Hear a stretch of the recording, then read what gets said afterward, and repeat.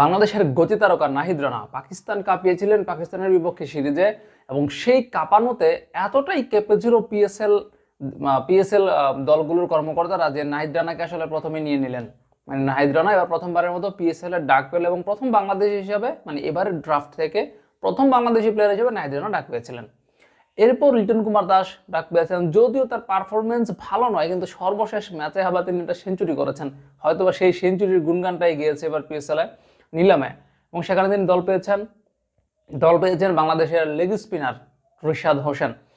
এই তিনজন বাংলাদেশের দল পেয়েছেন। দল পায়নি সাকিব আল হাসান, মুস্তাফিজুর রহমান, তাসকিন আহমেদের মতো প্লেয়াররা দল পায়নি। এর মধ্যে মুস্তাফিজুর রহমান এবং সাকিব আল হাসানের দামটা ছিল মানে প্লাটিনাম ক্যাটাগরিতে, সর্বোচ্চ দাম যেটা পিএসএল ড্রাফটে, তারা সেখানে দল পায় নাই। সাকিব আল হাসানের দল না পাওয়াটা রীতিমতো বলা যায় যে প্রত্যাশিত। তবে মুস্তাফিজুর রহমান হয়তো তার পারফরমেন্সের কারণে দল পাননি, কিন্তু ভেবেছিলাম যে পাকিস্তানের মাটিতে যেহেতু ম্যাচ, সেই হিসাবে হয়তো মুস্তাফিজ দল পেতে পারে। আবার আরেকটা বিষয় হচ্ছে, সবচেয়ে অবাক করা যে বিষয়টা সেটা হচ্ছে তাসকিন আহমেদের দল না পাওয়া।